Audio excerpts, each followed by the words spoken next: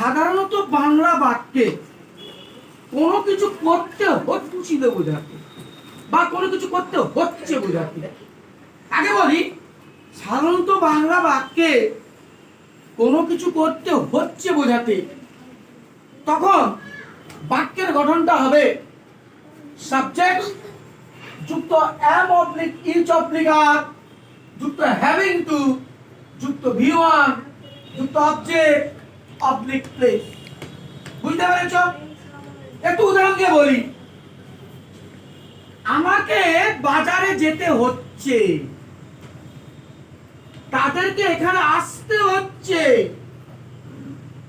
আমাকে কিছু বই কিনতে বাজারে যেতে হচ্ছে, বা আমাদেরকে ইংরেজি শিখতে হচ্ছে। এই যে প্রত্যেকটা ক্ষেত্রে শিখতে হচ্ছে, বিক্রি করতে হচ্ছে, আসতে হচ্ছে, যেতে হচ্ছে, দিতে হচ্ছে, নিতে হচ্ছে, এই প্রত্যেকটা ক্ষেত্রে একটা হচ্ছে। এইরকমই অর্থে আমরা বাক্যের গঠনটা করব সাবজেক্ট যুক্ত am oblique is oblique are যুক্ত having to যুক্ত V1 যুক্ত অবজেক্ট অবলিক। যদি বলি আমাকে এখন বাজারে যেতে হচ্ছে, কি হবে? I am having to go to market। তাদেরকে এখানে আসতে হচ্ছে, they are having to come here। আমাকে কিছু বই কিনতে হচ্ছে, I am having to buy some books। বুঝতে পেরেছ? তো এরও আবার প্রশ্নসূচক বাক্য হয়, না সূচক বাক্য হয়।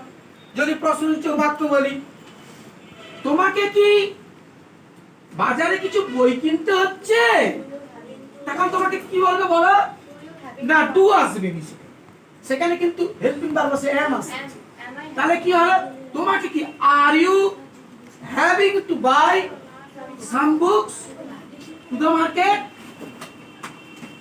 আমাকে বাজারে কিছু বই কিনতে হচ্ছে না, তখন আমাকে কি করতে হচ্ছে? I am not having to buy some books to the market। আমাকে তাদের বাড়িতে যেতে হচ্ছে না। কি হবে?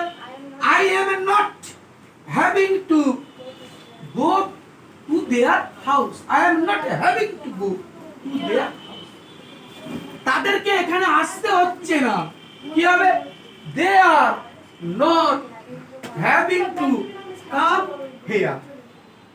বুঝতে পেরেছো সবাই? সবাই বুঝতে পেরেছো কিভাবে হলো?